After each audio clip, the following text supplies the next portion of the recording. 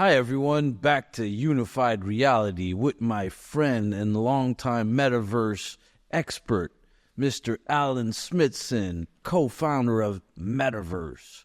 How are you, my friend? So good. Thank you so much for having me today. I'm excited. I got to see all the cool toys in this building. You guys have like rigs on rigs. It's great. Rigs on rigs on rigs. You literally have a rig in every room. I opened the door and there's like a whole other camera rig. I was like, what does this even do?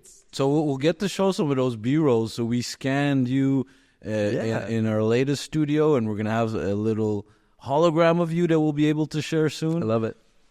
So let's get right to it. As everyone knows on this show, we are all about extended reality, which we call unified reality, because we want to unify the digital and the real world. URL plus IRL equals UR, united reality. All right, Alan, tell us a bit about your origin story and what the vision was for Metavrse. Well, I'll go back a little bit. I started DJing, making mixtapes for friends in high school, and I became a DJ. And in university, I really learned how to DJ. And after university, I got a real job for a little bit. I was a pharmaceutical rep, but I never stopped DJing. I was always DJing on the weekends. And then in 2009, my friend sent me this video of this guy DJing on a giant sheet of glass. And I was like, what the heck is this? And I found out, I did some research, and I realized that it wasn't a product. It was just somebody had made one. So I found the guy who made the software, and I ended up buying the company, or buying 51% of the company, and we brought it to market. So that was like the first thing. I was always a DJ, and then now I had a tech company building hardware and software, and so we brought that to the market. We worked with Infected Mushroom, Morgan Page, Armin van Buren. We worked with just all sorts of great artists around the world, and then in 2014 I got to try VR. Do you know a guy named Chris Milk? Of course. What was his company name? Within was the first one. Verse was the first one. Verse, yes. Yeah. And then it became Within. Yeah. So ours is Metavrse, and they were spelled VRSE. And then remember. And he had an app, and there was also the Lightro system, the camera system. And they also did a lot of video, and they made Supernatural. Yes. So they've done a ton of stuff. So Chris Milk, this was back in the day before this was like DK1 days. I tried this VR headset I was at Curiosity Camp, which is a camp put on by Eric Schmidt from Google. And I had just finished DJing on the touchscreen. And then I tried on this VR. I was put on my head, and it was a big, giant box. If you remember the DK1, it was like a box connected to a supercomputer. And it was a 360 video of Beck on stage. And I remember I was up in the crowd looking down. I was like, oh my God, this is amazing. I was looking up, down. I was looking at the lights. I was looking around. And then he hit a button. I was standing on stage with Beck. And I had this wall, because all my whole life, I've been on stages DJing for other people. And to be able to be on a stage next to a performer looking out of the crowd, I was like, people don't get this view. Like, I've had this view my whole life, but you don't get this view. And I was like, I don't know what this magic is, but I'm all in. It's magic. That night, I was like, I'm in, I'm doing it. And do you know a guy named Robert Scoble? Yes. Him and I tried it together. The that's Scobalizer. Shout out to the Scobalizer. Where is he? There you go. So finally, the Apple Vision Pro's here. The Apple Vision Pro's here. It's finally here. All your evangelism has finally paid off. He told me in 2014, Apple's going to come out with VR next year. It's been next year for the last decade. I love you, Robert. Yes, we do love you, Robert. And you know us, you know Alan. So yeah, share this. And I hope Chris Milk gets to see this, because he was precipitous in me, joining this industry. And when I mean industry, there was no industry then. 2014, 2015. I just dove in. I was like, well, somebody's got to be an expert at this thing. So I wrote the world's first white paper on VR for marketing. So I wrote the VR for marketing white paper, released it in January of 2015. And it was kind of like, it was all the use cases in the world for marketing put into one document. It wasn't that much. It was, I remember reading it. Yeah. So super cool. I have been following you since back then. Yeah. And just to your point, Chris Milk did the same thing for me and Richard. Like, we joined forces. I tried it in a different way, though. It was the Google Cardboard that I got first, and I put my phone in there, and we tried it. I was like, okay, well, what can I do? And I bought a Theta. I had the Theta. I had a whole bunch of them. Theta, the first one. Rico Theta. And I put it in front of Carey Price, a hockey player here. And then we put it right away on YouTube, put it in the cardboard, showed it to him. He was like, whoa. we were like, this is the future, right? So we actually 3D printed our own camera rigs. Our GoPro us too, rigs. the blue one, right? Yeah. From what's that company? Well, I didn't print it. I bought it from them. They used to make those blue They made rigs. they made a 6 camera rig and like a 13 camera rig or something. Yeah. 11 or 13. We had the 11 one. So We had I both, and we got rid of the 11. We're like, this is too complicated. You much. had to stitch every frame together. Pano, what was it? K-Pano or whatever K-Pano we or used to something, use? yeah. Same thing. So now when someone pulls out a Insta360 And it's 8K, and you're like, oh, that's I'm like, nice. dude, we went through like the struggle for that to work. It was hard back then to do. And for me, VR was 360 because I didn't know any better. And the first thing we ever filmed with the printed 3D printed rig was the Groove Cruise, which is a floating festival, EDM festival. I think I've seen this. My buddy owns it. My buddy Jason, shout out to Jay. He owns the cruise and has been running it for almost 20 years, or 20 years now, 21 years. And so we were on the cruise and we filmed everything with that. Like we just went around and filmed stages, and Data Life was playing. So we filmed Data Life, throwing bananas around, and they had a pillow fight, the world's largest pillow fight. And there was like, imagine everybody in the theater of a cruise ship, like 1,500 people tearing apart feather pillows. That's funny. It was bedlam. It was so cool. That's so cool. We have all of that footage, and it never went anywhere because it was just so hard to deal with it. Right? Where do you distribute it? Even today, like, yes, you have YouTube VR, but how do you really monetize a 360? There was a company called VR 360, and they were going to be the YouTube of VR. And I was like, well, I think YouTube's going to be the YouTube of VR. Okay, well, that was us. Was it you? Yeah. As soon as I was like... So that was Rodrigo, which he's still on our team. He was the chief evangelist for that product. It was called 360 VR. 360 VR, that's the one. This was 2014-ish. And then we got hired by Samsung to create Samsung VR with them. So we kind of let go of that.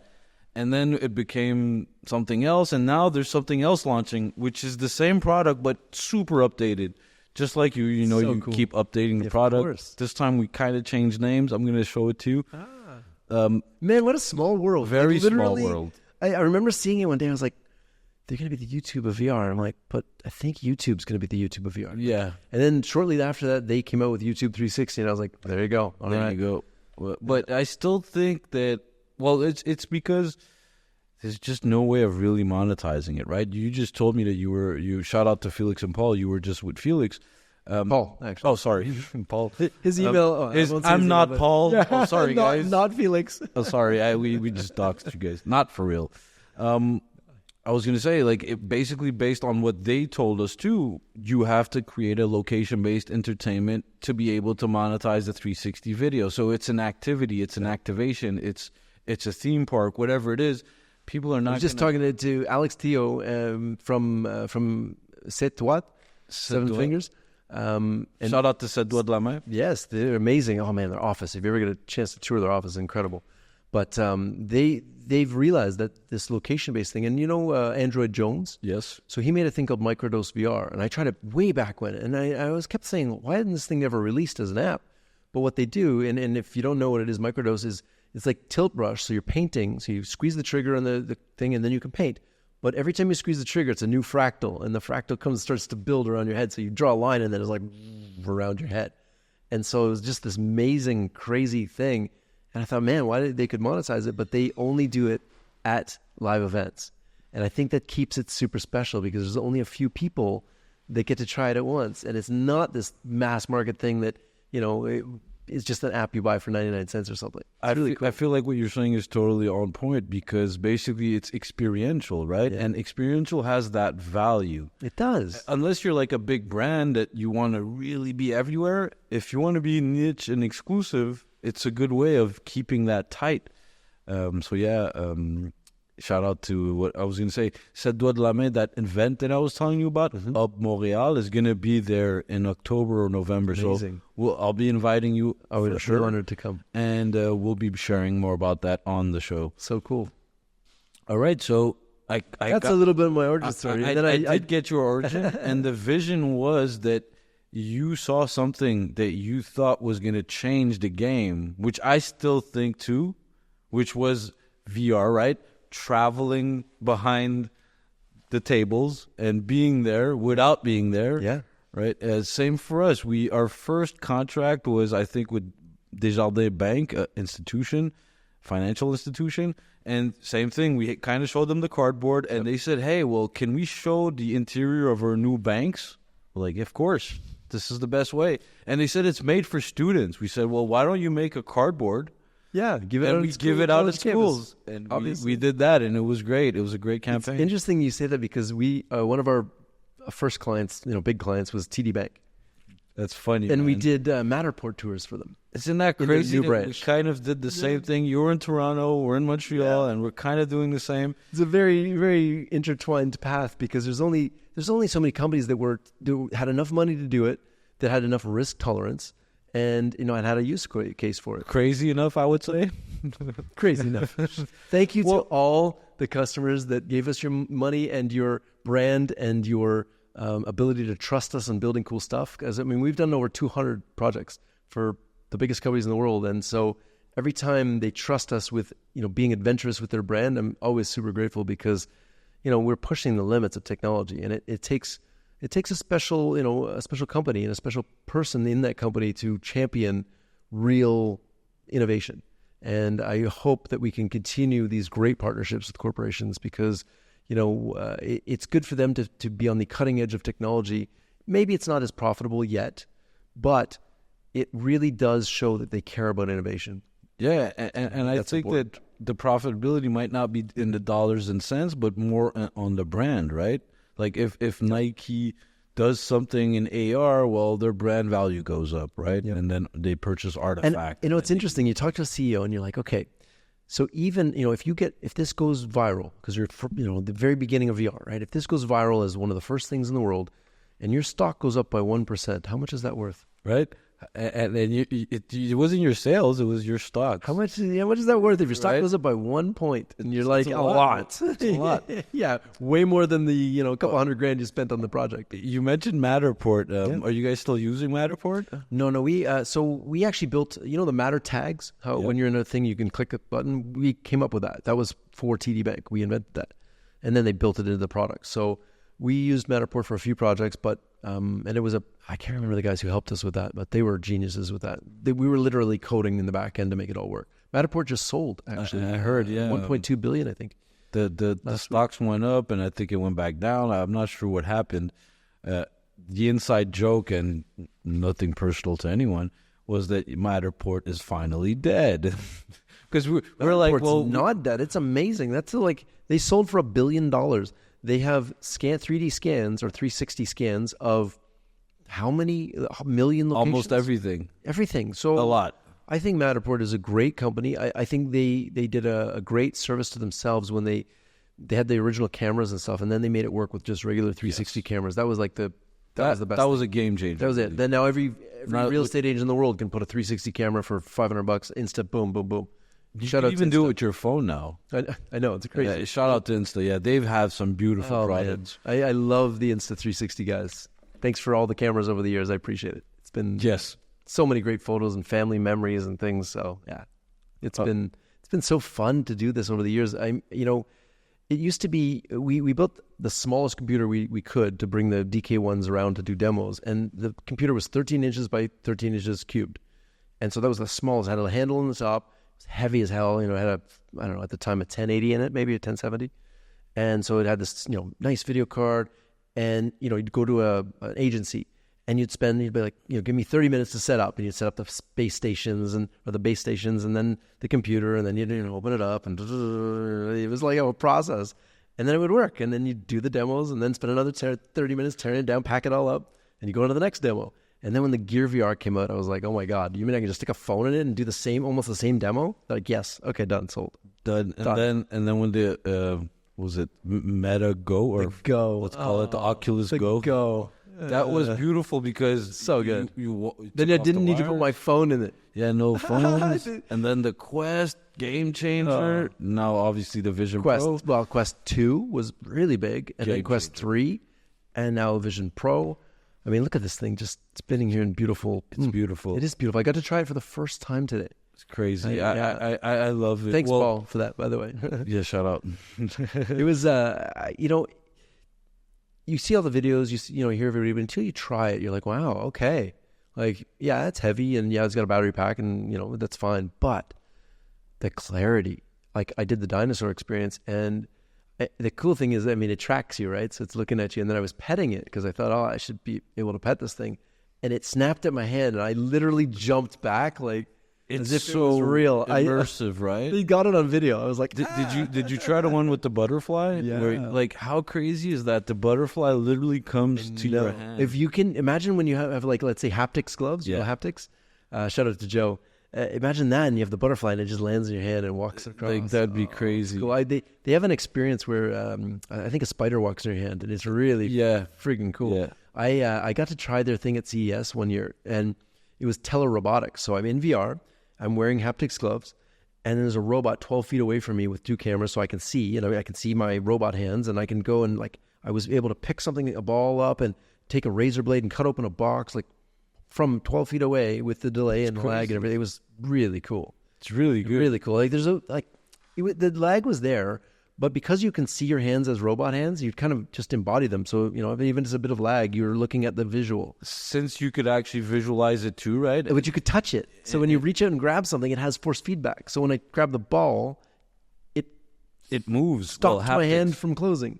So haptics are basically... Haptics are touching your finger, so it makes it feel like you're touching the ball, and it has force feedback to stop your hand from closing. That's really good. No, and they have hot and cold in it. That? It's called haptics. Oh, yeah. I've tried it. Yeah. I haven't tried all of them, though. The brand new one's incredible. It's like a big back. Yeah. It's a thing. I think our friend Raphael is using it in medical right now. Yeah. I'll see. I did a thing with them a few years ago. It was military medical training. And it was one of the most graphic things I've ever seen. They obviously have to train people at a certain stress level. And I'm standing there, and I'm clearly in some sort of, military zone. And there's a guy standing at the door behind me shooting. So you're hearing gunshots go off behind you. You're like, whoa, okay, first of all, now.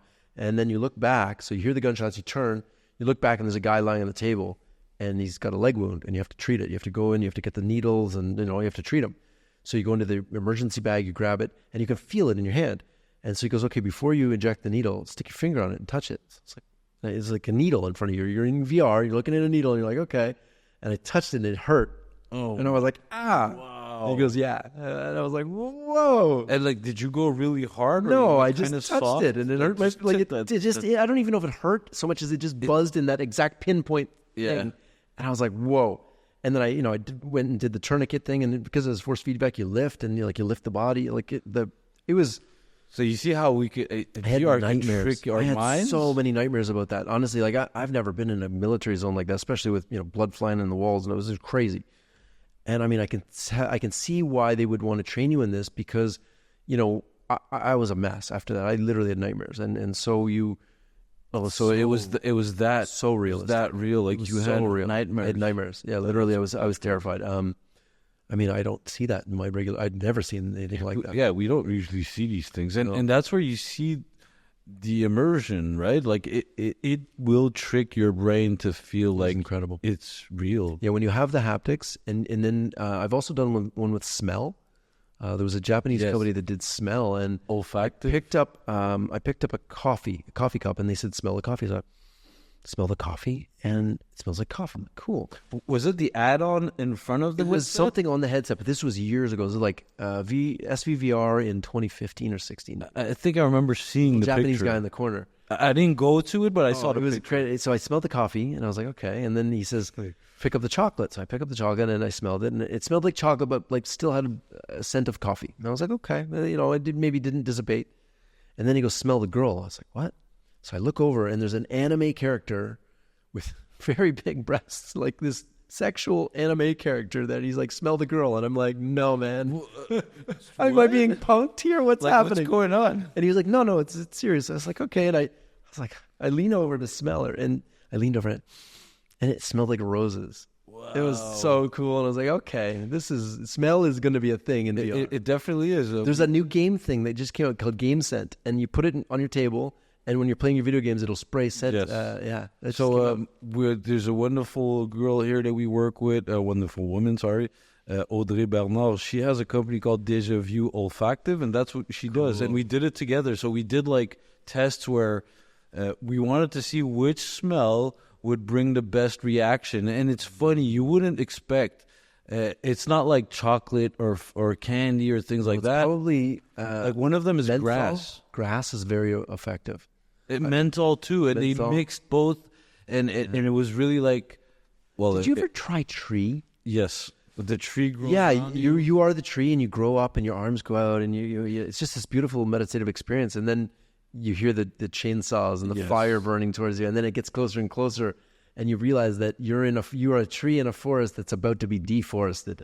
So that's so. Oh my god! And then they lit a match and blew it out and put it under my nose, so I smell the burning. Wow, the trees were burning around me. Oh my god! Where did you try it? Because it was experiential here. I think it was here. at It was Phi Center. Yeah, I think that's what it was. Yeah. Was that maybe C2 or something? Maybe maybe Might have been C2. I don't know. Are you gonna be? Oh no, you're going to. I'm going on a road States, tour. yeah. I'm going to raise some money. I'm gonna be watching for you, and I'm gonna be rooting for you too.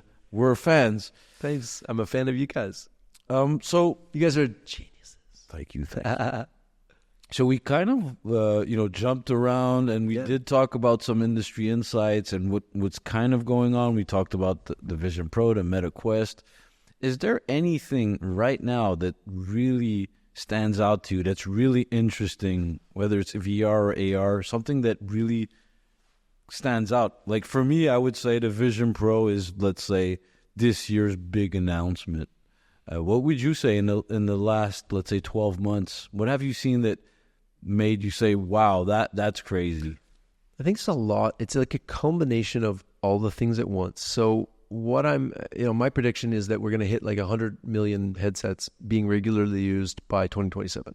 Regularly meaning more than once a week. Because right now there's lots of headsets that don't get used. So I think we're going to, slowly start to see more and more content. The Apple Vision Pro will get better, lighter, faster, cheaper, and Oculus will get better, lighter, faster, cheaper.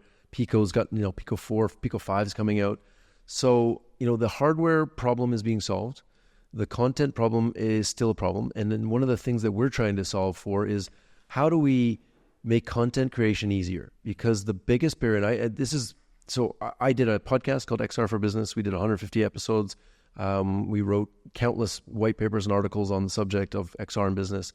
And one of the biggest challenges that I saw in the whole industry was content creation is hard. Learning Unity, just to turn it on, just to install Unity it's hard.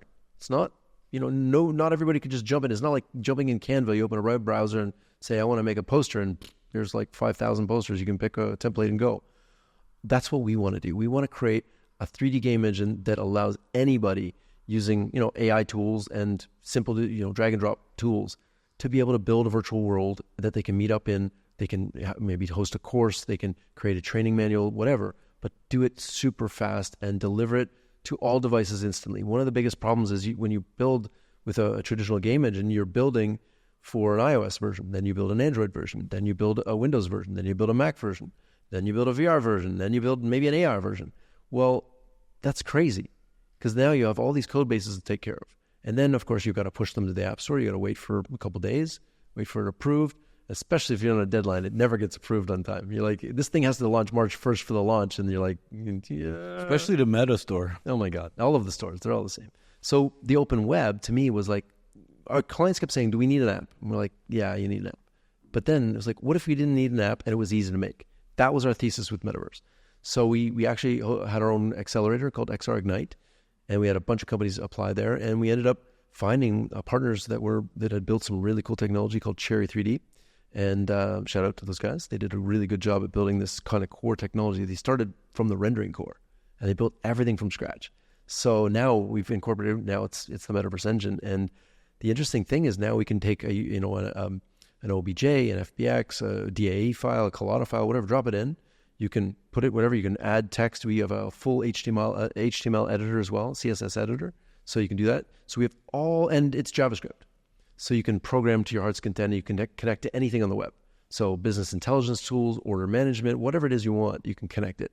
And it's cloud agnostic, so you can host on any cloud, and it's also browser agnostic, so you can publish to any browser, any device, one click. And so we've already kind of overcome a lot of the challenges. The next phase is how do we now make it so that it's not just for professionals? Because we've got the professional thing down. There's people building, we work for Samsung and Siemens Healthineers and Microsoft and MasterCard, and we have big clients. We're using this technology at scale. And so now it's like, how do we let everybody be at that professional level? Because not everybody needs to build 1,000-step training process. Maybe they just want to build a room that they can walk around with their friends and meet and decorate. Or maybe e-commerce. Questions for you. Yeah, we're building a mall too. That's cool. Yes, I did see that pass by, so I'll talk about it. So if I understand correctly, Metaverse, your mission is to democratize creation. Yeah. Right? Our vision is to be the de facto standard for spatial website creation. And these experiences that someone like me or my agency or some of my, some partners, creators, let's say, they would create assets or experiences with Metaverse, and they could roll it out then to the web, right? Correct? Yeah, you can put it on any website. You can host it on any, for example, some of our bigger clients, they host it on their own cloud infrastructures because they don't want the data being shared. So it's fine. It works. It just works. It works on all browsers. Yeah. And so, okay. We had an issue with Firefox the other day. I don't know why. Anyway, we'll fix it. Well, you want to laugh? I think I think it was like 6-7 months ago, we had built something for a brand on the web, and they called us in a very panicked mode and said, "Hey, it doesn't work on the browser." Safari now. Well, no, listen to this. They were on Explorer. I'm like, dude, Explorer? But Explorer doesn't even exist anymore. It's called Edge now. So I'm like, if your computer still has Explorer, you're kind of outdated. Okay, so yeah, that didn't want to be. I had a client. I won't say which client, but we were very adamant. This was like the first web AR project for a corporation ever. We had to get code from MIT and be like, can we borrow this? And they let us do it, and we built it. And I think at the time it was the Samsung Galaxy 7, somewhere around there, 6 or 7, and the client showed up with like a 4. And we're like, she's like, why doesn't it work? I said, that's the S6. I think it was the S5 and over, or S6 and over. Yeah, the S6 or 7, whatever it was. But we managed to get web AR working, and it was.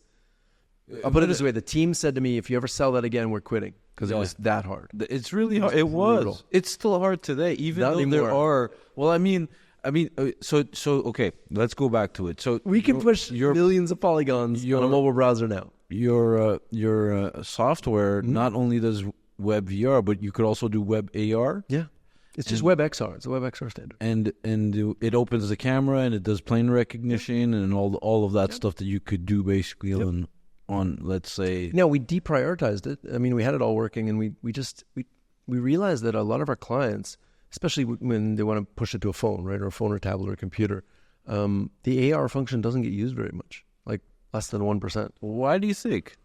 It's a cool parlor trick. It's cool, when you show people in a trade show and you're like, hey, look at this cool thing, and you walk around. But in practicality, when you need a manual for something, you just put the iPad down and you go step-by-step instructions and you do the instructions. Yeah. You don't need to walk around it with an AR. Yeah, I feel like maybe good for marketing, but probably, yeah. I feel like the AR component is mostly to visualize something, right? So if you in the real size, in your room, in the environment, whatever that you want to do. Actually, it wasn't us. It was another partner of us. They did this with pallets, and it was like a pallet company, and you could see what a pallet of something looked like. The size. Yeah, it makes sense. Cool. Like, Coke machine where you want to see it in, in your store or something. Or let's say bat fitters. Do you know them? Dude, that's a great idea. Right? That's a great one. We did a pitch with them like 5-6 years ago. They never went for it. And I just remember because I saw an ad this morning. That's right. and they were still like, we do it on our website, and you still you have to upload a picture and blah, blah, blah. But that's a perfect case scenario. Or IKEA, right? Yep. Remember IKEA? It's very well done. Place. You can see it at home. Place. So that was, I think Martin was part of that. Hey, Martin. Yes, yes. That was a really good app, to be honest. The whole thing, the UI, the UX, you open it, it chats with you. In Sweden. You know what the crazy thing about IKEA?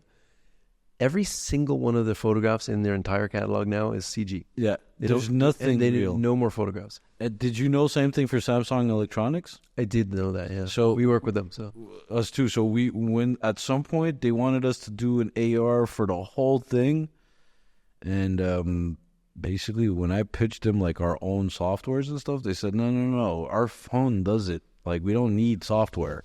It's built right in. It's like it's in it, and we're like, oh yeah, They built it. There it is. Yeah, there was an AR app in it. I don't know if it's in my new phone now. I have the Fold, but there was a thing where you could draw a line in AR, and like I remember walking on a hiking trail, and I was like, check this out. And I did like a big swirl, and as I was walking backwards, and then I took my phone and walked through the swirl. I think it still works, and you could even take a picture of something and then choose that object, and it's not a real like a 3D. sticker. It's like it's a sticker, but it looks 3D, right? Because of the picture. And it also they billboarded it, so if you turned around it turned. It would turn with you, so you can. It's the cheat code. Yeah. So I remember. Oh my god.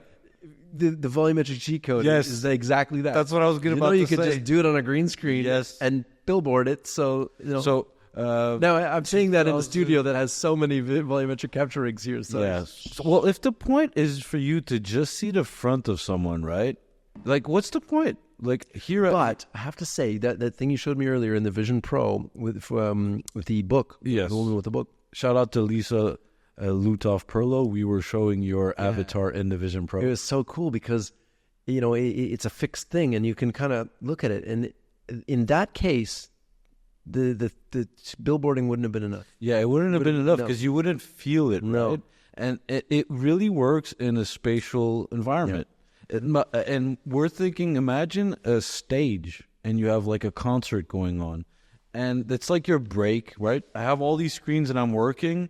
And then I have this mini stage here. Yeah. As I look at it, they start performing. It doesn't even have to be a stage. It could be just a cool piece of art that that just spins around. Like I want to have my screens here, and then I want to have like I don't know, maybe a platform that hovers that has just cool art that changes every maybe it's an NFT art or very cool art that kind of goes through. And I don't know the dial thing. I did that's amazing. The dial on the Vision Pro dials you in and out of reality. So we're used to headsets, right? Like we never thought of it like that. But like a regular person that tries it, they're like, "Oh, well, that's cool." I'm like, "Dude, you don't understand. It just what the it's like we went from VR to AR with like a dial, and it has like a transition effect. Like the opacity goes down, and then if somebody stands in front of you, it fades just them out so you can talk to them. It's genius. I was like, "Oh man, this is some you can't Apple even stuff." You're just like, that's Apple level stuff. That's Apple. Yeah, good. God bless them. Yes. But now that the cat's out of the bag, once you see those things, you can of course I'm putting a dial for this on every headset ever for now. Well, it was kind of obvious. But you put it on the left so that you don't. Honestly, that feature. Yes. So cool. Well, I would say the only complaint that I really have is that it's a bit expensive, but knowing it's a what's dev in kit. there. How much was the how much is it? $3,500? 35. Okay, how much was the HoloLens? $5,000. Yeah, when it came out, I have one. Yeah. HoloLens 2 was $3,500. Used, but HoloLens 2 was $3,500. Magic Leap was $3,500. Yes. So for a developer, even DK1 was what, $500? Yes. But I mean, it's not the same thing. It's not. No, and DK1 honestly, looks like a cardboard box compared to this. Yes, and to be honest with you, there's an M2 chip in there. There's R1. There's two chips. There's the two chips. The spatial one and the camera one. Yeah. And you see that it makes the whole difference when you watch, when you look at the Meta Quest 3. I love the Meta Quest 3, but the quality and the difference in quality is day and night. It is. Now, the Quest 3 is good because now it's meant for VR games. Mm-hmm. And this, I don't know that you want to play VR games on No, this. you don't have games. You can't do multi-user with it. Not right now. But also, it doesn't come with controllers. So no controllers, so no haptics. I don't know. There's trade-offs. Somebody's going to make controllers for this, for sure. They're going to be little tiny cool bullet. I was thinking they should do it themselves. We'll see. Let's see. We'll see. And maybe that's against their kind of thing, simplistic. Because they want to. I'm guessing they want to use the AI and the machine learning of the hands. They want to use our data to make it better. Because it's the minority report, right? Now, just any household that has this, and if you have a phone, and your phones all have LiDAR on them now, I predicted maybe 6-7 years ago. I said whoever comes up with a game where you take your phone and you're chasing Pokemons around and doing this motion, and you're literally 3D scanning a space, and then that 3D scan data gets held, and then because Google has a map of the entire outside world for sure, but nobody has a map of the entire inside world. Matterport has a pretty good start, but not a map of the inside world. So I was at Google a few years ago, and they were saying they could do it, triangulate it with the Wi-Fi, this, that. But what you said is very key. Just And make them chase people and give them points for chasing. you want to the whole laugh? thing. You know the CMF, the Canadian Media Fund. Of course. I'd say 6-7 years ago, I proposed a game just after Pokemon Go. I proposed a game to them, and it was called War of the Worlds because the IP was now available to everyone, and I could use it. Well, it's been a while, and I wanted to make a War of the Worlds AR game. Cool. Where I forget the name and the character, but I wanted to use the actual writer as one of the characters. He appears and he tells you, hey, there's these monsters coming from space, and you have to scan your phone, your room. And you know what the CMF told me? They said, this is the most stupid thing we ever heard of. Why would someone scan their room? What are you going to do with that data? And when I said, this is what I want to do, they laughed at me. And I swear to you, like, how many apps do we know do that right now? Well, I mean, anyways, Snapchat is probably the number one AR company in the world. I would say people don't talk about it at all. Yeah, but I mean, did you try their AR glass before they killed them off? They'll come back for sure. But they were great. The battery lasted like 30 minutes. But man, they were cool for those 30 minutes. Yes. And the fact that it was just so easy to make. They already have the Snap Studio.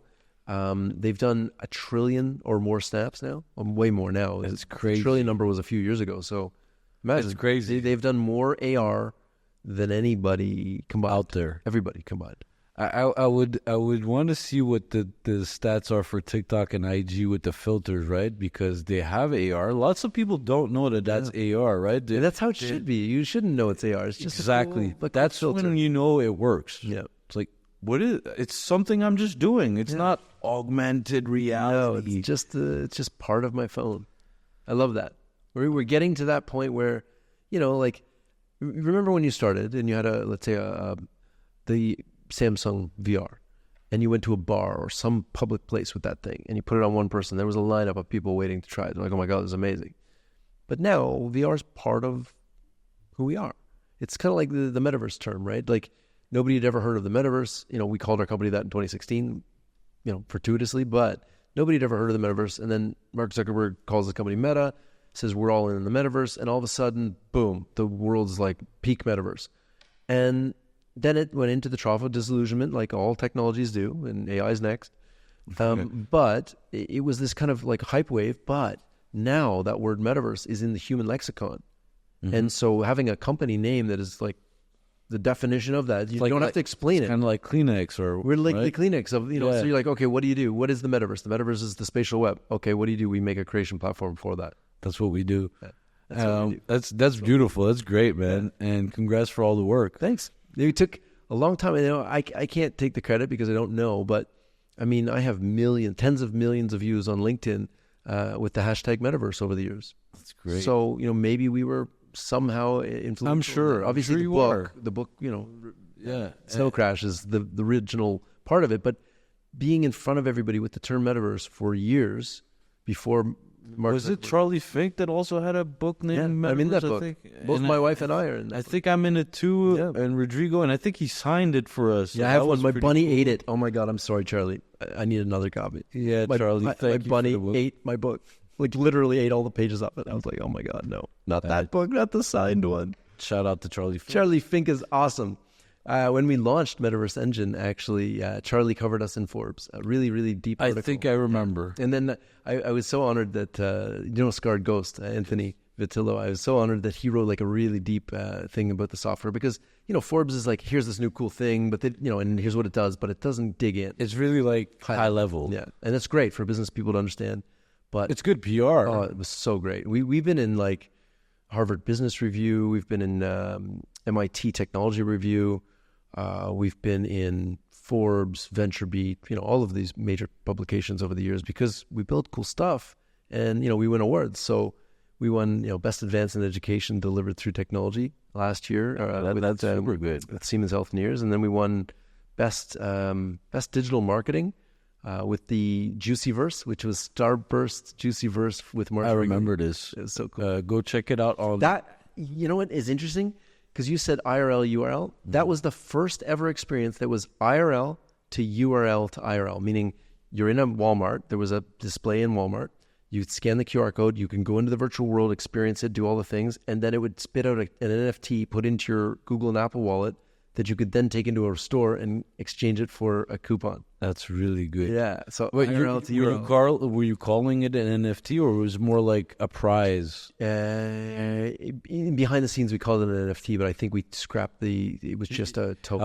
I was gonna ask you about that very quick. So like, it was right at the end. Like it was because NFTs were so big at the time, and we made it all work. And then NFTs were there's a lot of scams. That's the problem with the Web3. So I was gonna ask you, and then the Web3 people took over the Metavrse name, and you're just like, yeah. Right? Come on, guys. So what do you think of that word Web3? Like, is it just a hype? Is it just something that could describe a whole category? Like, what is Web3, right? Okay, Web3 to me is, so Web 1 is you could read the internet or consume it. Web 2, which is where we, social media and everything, you could read, write, meaning you could now read the content or absorb it or create it, through Instagram and social media and stuff. Web 3 is you can read, write, and own. And I think the ownership of digital assets is something that we never had before. And I think it's, the promise of being an artist that could create a piece of art that's validated by a blockchain that I, as an artist, could take a percentage of subsequent sales was very interesting to artists. And I like that. It's still very interesting. And I don't think that's going away. I do think it got super hyped. And I watched what happened with the ICO craze in 2016-17. And people got like super rich. They're like, oh my God, I minted a coin. And you're like, what do your coin do? It's like nothing. It does nothing, but I'm rich now. And then it all crashed and everybody got broke. And it was like overnight. And I was like, okay, learn the lesson. I didn't get involved. I just watched in the periphery, and I watched my friends get all rich and poor on the same, it was crazy. And then 2 years later in 2021, I guess, NFTs popped out and they were going for millions of dollars for a JPEG. And I'm like, guys, ICOs, this is the same thing, guys. Like tulip mania here again. It was so blatantly obvious that that's what was happening. And I was like, okay, well, I'll just watch this. And I predicted, I was on stage and I was doing a conference, and they said, what is the good, bad, and ugly? I said, well, the good news is this technology is here to stay. Blockchain is very powerful and it's going to be used forever. The bad news is that, there's a lot of scammers and things. And the ugly is that NFTs will lose 90% of their value by, and I think I said March 1st. And it was in December.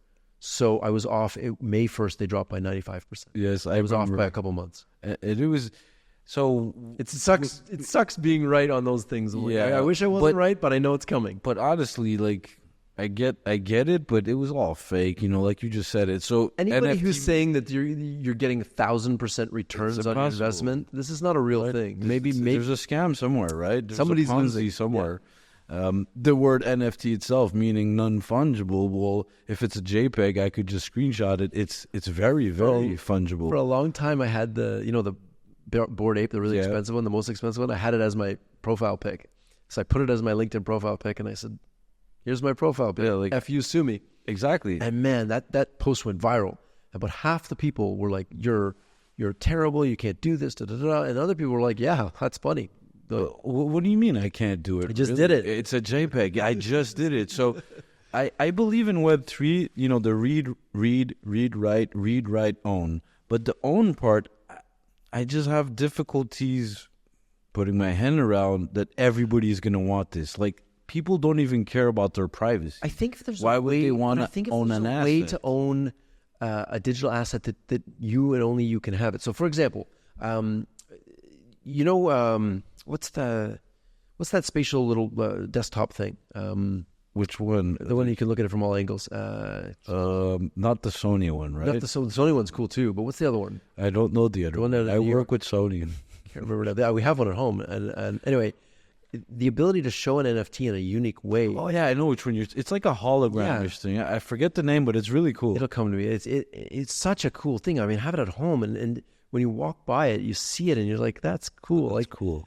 That's something that nobody else has. And you're tying this kind of asset that only you have into an art piece that only you have. I get that, but that's cool. Isn't that yesterday the iPad update came out, the iPad Air, and all they kept saying was AI. So now I'm saying, I'm there with the crew, and I'm saying, okay, so you're trying to sell me new hardware based on your software.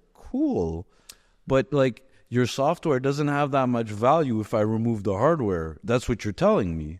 Because if not, why would I buy it? And here, no, you're saying that the NFT is cool because of a hardware, but like it's the hardware that's well, that cool, was just really. one application of it. I mean, I would say that if I wanted to have an asset that I own, it would probably be my passport or my driver's license, right? Something that I need that needs to be digital, and I don't want anyone to steal from me. your credentials. All my credentials. Let's say, for example, you go to university, and if you want to get a copy of your credentials, you got to request them in writing. It's a pain in the ass. It's super hard, and you could also lose it, right? School could burn down or whatever. But there's also credentials that aren't from an official school. Maybe you just did a course on LinkedIn, or you did you watched like you did a whole course. There's lots of content online. Certifications and stuff, and being able to have that in a digital wallet that you now that I'm okay with. That's and the cool. Other side of it, what I see is, let's say, big content creators like Mr. Beast, right? He obviously loves YouTube. They work together, but in the contracts, in the privacy and the when you accept them, it says, like, we own your assets, and we could shut it down anytime we want to. So for someone like Jimmy, Mr. Beast could say, hey, these videos, they're mine. And well, they are technically his. They are, but technically not. No. I mean, he could take... The videos are his. The videos are his, but the channel is not his. This is true. So YouTube could shut down the channel anytime. So the interesting thing about this, and this is a problem in virtual worlds. So anybody who's built anything in Altspace knows this all too well, because now you've been through 2 funerals of Altspace. Mm-hmm. The first one was in like 2016. They raised a bunch of money and they ran out of money. The Microsoft. And then I went to the first funeral. We had a funeral. Is that when it was? 2016? Time flies. 17 maybe. I don't know. It wasn't very late. And then Microsoft bought them, brought it back to life, and then people said, "Oh, great, Microsoft!" And then Microsoft killed it. So, and this happens in MMOs. It happens in Second Life is still around, but. How funny is that? But what we've done with Metavrse is we said, okay, what we're going to do is allow you to just build it on your own servers. So now you can put it on your own cloud. So we can never take it down. Even if we fold the company and go out of business, or we get sold or whatever, you have it forever. So now that's my point. Why do I need an NFT if you're already giving me the power of doing it, right? Well, I think maybe you want to put something in there. Maybe you have a virtual space that you want to decorate with only things that you have, and nobody else can have those. I don't know, man. To be honest, I totally get it, but I just feel like that whole thing was a big hype. I think the real value of NFTs is tying a digital NFT tag to a physical asset. So we have an art gallery that is in floor 21 of the mall. Musique Collection des Arts. Hey guys, they have one of the most incredible art collections in the world. Like I think one of the top 2 private collections of cultural artifacts on the planet. Thousands. This is in Toronto, right? No, this is in Monaco. Oh, Monaco. Yeah, Musique Collection des Arts. So you guys, because I thought you just said you had an office there. Do you? In Monaco? I'm coming to visit you. No, we don't have an office in Monaco. Although we have an art gallery you can go to. But yeah, they want to tokenize those pieces of art. They want to take those pieces of art, make 3D renders of them, tokenize them. So now you can buy a piece of the art. The art will never leave the museum, but it has a value. It's insured for a value. And so now you can have a tradable asset that never has to leave. That totally makes sense to me. And it gives you a couple things. One, it gives you ownership, fractional ownership of it, which you can buy, trade, sell. And it's easy to manage. You free access to the museum, so you can go at any time. You and your friends can go and see your piece of art. Like let's say, like, I don't try to complicate stuff for people. It's a contract. Really. Yeah, any really contract could just do anything for you. Any contract could have a membership card. It can have perks. It could have this. It could have that. But the word NFT is just for you to get confused so that they take your money, really, because it's just a smart contract. And now who issues the smart contract is what's important. Like, I can't issue a driver's license to you. How is that valuable? Here's the interesting thing about NFTs, and I think this really speaks to the matter, because you have the companies building DAOs, right? Distributed autonomous organizations, and NFTs and these things. And so they're supposed to be completely based on a contract, like a software contract. And then what's the first thing that happens when something goes wrong? They call the lawyers, and they go off. They're like, we're outside of the law. It's only digital. And then they all sue each other. It's like, do you want to be outside of the law, or do you want to be inside the law? So it seems like they just want to pump and dump. Well, there was a lot of that, and this is why we never got involved in any of it. But we partnered with a company called Hedera. Hedera is a layer 1 blockchain. It's actually a hash graph, not a blockchain, but it works in very similar ways. It builds a graph of ongoing chains. I get it. Yeah, it does the hash first, and then Exactly. It's just way more efficient. Yeah. They were proof of stake before it was even a thing, so they had zero environmental damage. They had fixed gas fees, so it's 0.0001 cents per transaction. No gas fees.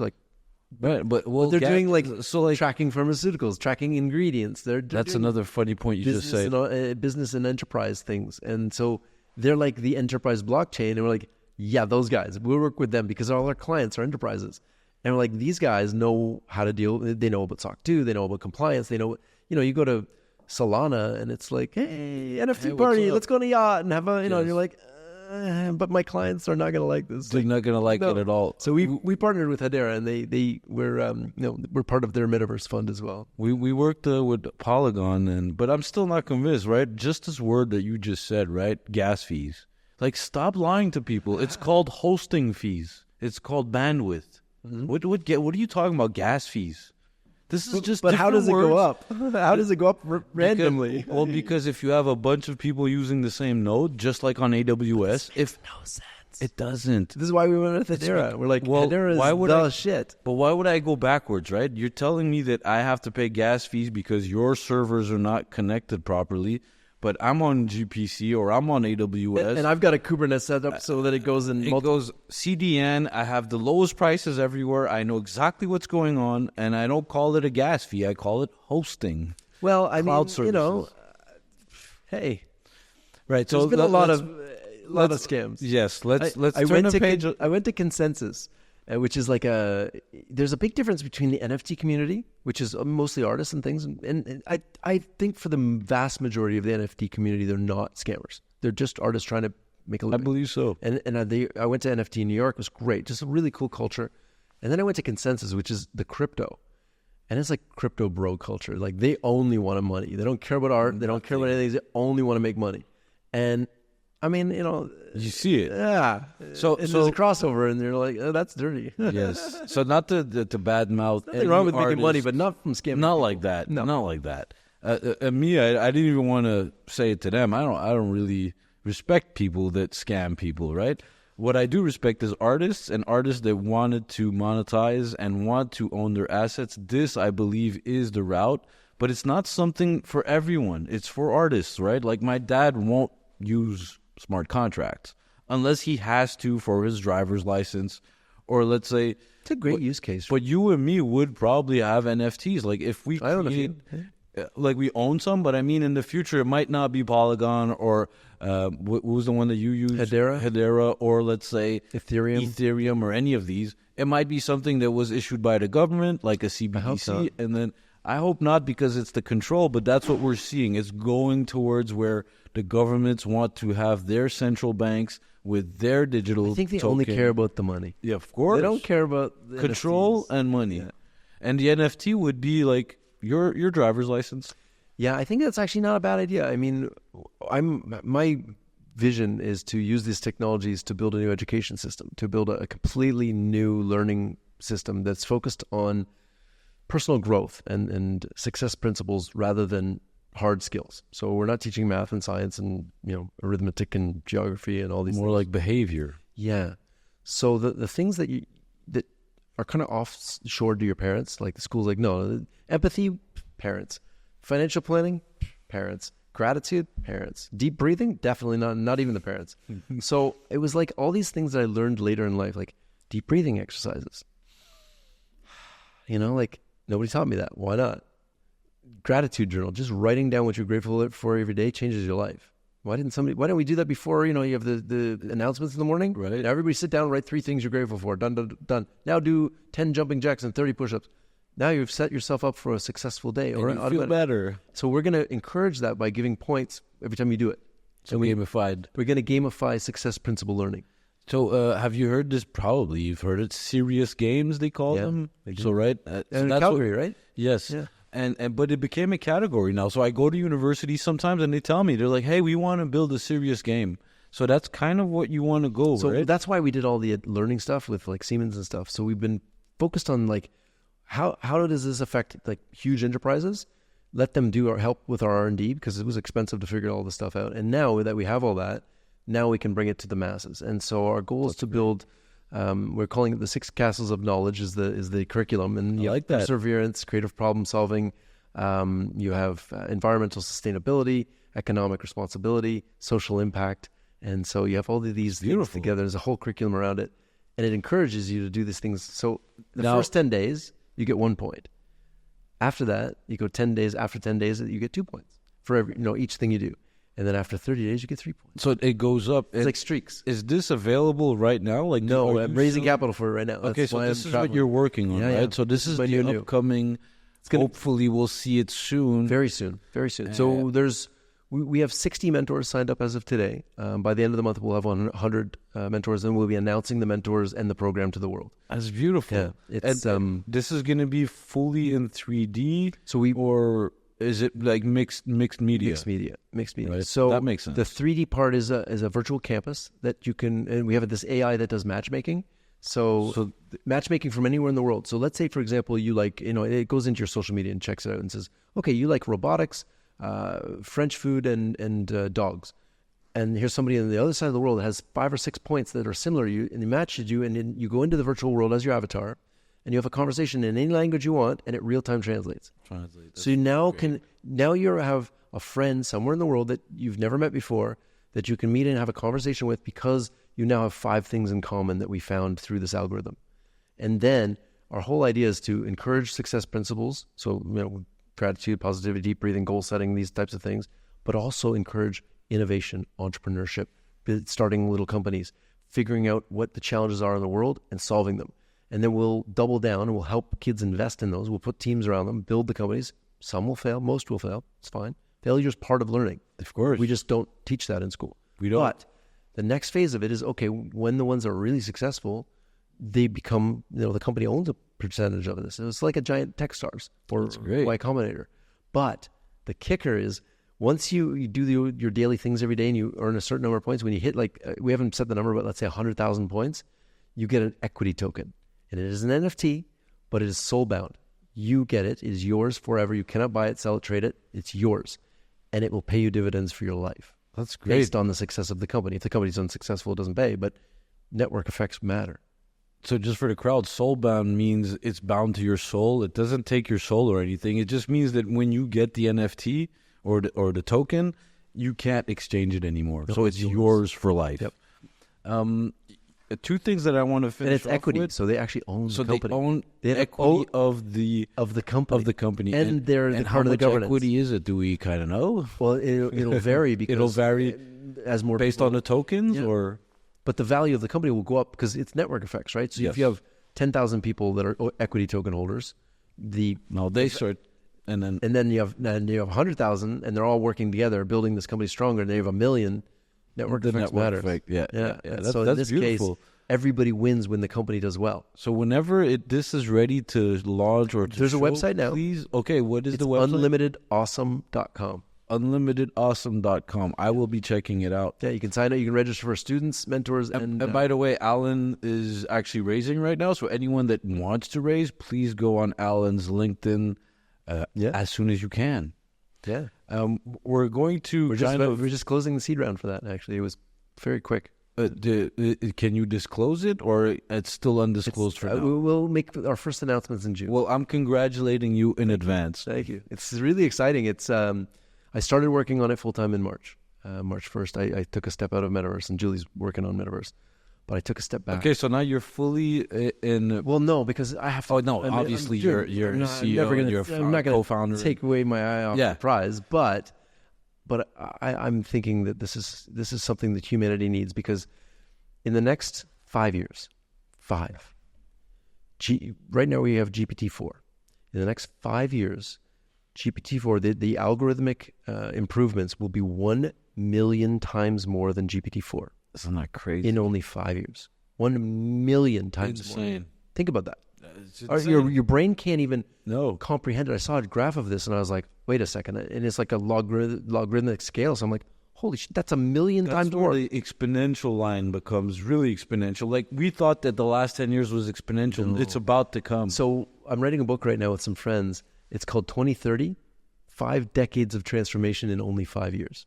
Because the last 5 years, let's say 25 years, we'll see the same amount of growth in the last 25 years in the next 3, because all these technologies are helping. So you have AI that helps design better chips, that helps design better AI, that helps design better chips, and you get the circular loop of... So what is your take on AI, for good or for bad? Do you think it's going to make life better? Let me read a quote for you from our investor deck, because I think these 2 quotes sum this up exactly, and I don't want to misquote them. Beautiful. Okay, first one is, potentially, we're talking about the end of human history, the end of the period dominated by human beings, and that's Yuval Noah Harari. Then, on the other side of it, you have generative AI has the potential to solve some of the world's biggest problems, such as climate change, poverty, and disease. Bill Gates. I will take the second one every day. I have a blog called AI versus Humans, and What Could Possibly Go Wrong is the name of the blog. And turns out there's a lot. But I don't think we should focus on that, because while there's a lot that could go wrong, and we should mitigate those risks and understand them and not, and try to avoid them, there's so much that can go right. We are literally at a point in time where we can create abundance for every human on this planet. And if we have a little bit better distribution, it's like a Star Trek world is coming for us. Or we could fuck it up and we have Star Wars world. Yeah, I totally agree with you, that it could go one way or the other. I think Please bleep me out on that one. The importance, I think, that we have to think of and remember is our leaders, our politicians, our, who's leading, right? If it's the tech companies that are leading, let's make sure that, when Google used to say we are not evil, let's make sure that they are not evil, so that what we program is good, right? So it's interesting. We with medical doctors and engineers and dentists, we make them take an oath. And a doctor maybe impacts, I don't know, 1,000 people in a year, maybe 10,000, I don't know, but not a lot compared to a software engineer. That's such a good point. And we don't make software engineers do oaths. That is such a good point. Why not? Because they impact so many more people. Right? One software piece of Alphabet, Meta, NVIDIA, guys, I probably missed a software code of ethics or Yes. oath of ethics. I think is do no harm is probably the right thing here. Yeah, I agree. And I want to kind of finish it off, but one last thing that I wanted to say for education is I kind of connect with the passion that you have there too. I've always wanted to teach. Our associates have charities. We work with the youth. What I've been trying to do with volumetric capturing at our studios is to capture humans that look real, so that I could bring them into these the metaverse, let's call it, where other people could learn from them, right? And I feel like that's where I've been working a lot, and I think that's where we could really extend our connections, right? Bringing our assets into your software and going back and forth and seeing how we could make all of this better. That's why we started this stuff. I didn't start this to I didn't even know what product to make. All I knew is we're going to make a product, we're going to find out what the world needs, and then we eventually said, okay, well, making content's hard. We want to make a content tool, and then it has to be web-based. That was kind of the gist of it. And then we built it, and now we have a really, really great tool for creating 3D and spatial websites and apps, and That's beautiful. I say app, but we don't need an app anymore. It's all in the browser. It's all in the browser. Yeah.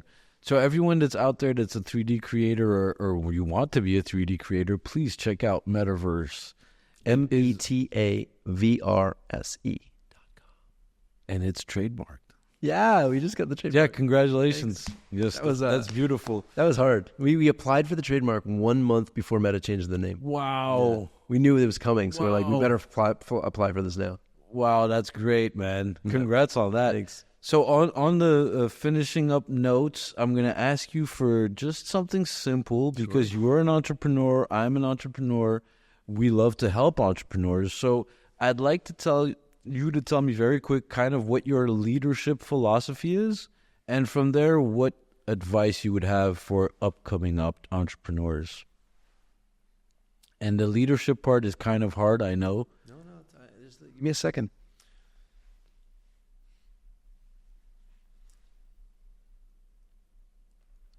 start with your strategy. Know what you want to do. And everybody thinks too short term. Think long term. What does this look like in 3 years, 5 years, 10 years?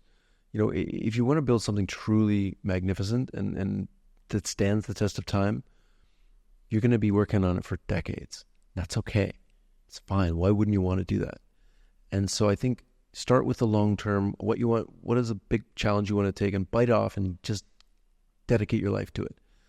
And it's less about the product that you build, but more about the solution to the project, a problem that you're trying to solve. For me, the problem was, how do we prepare humanity for a post-AGI world? And I couldn't find an answer, so I'm building one. And so start with a big problem, keep going, and just never give up on it. So that's one thing. The second thing is, once you have your strategy and your plan and your kind of long-term metrics, work backwards on what do we need to do today to do that.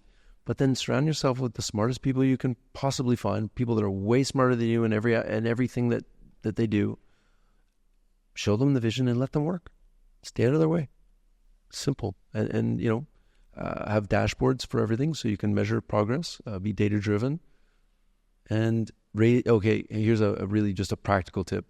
Whatever budget you put on paper, you're going to need, you're going to sell half as much as you think, and you're going to need 3 times as much capital.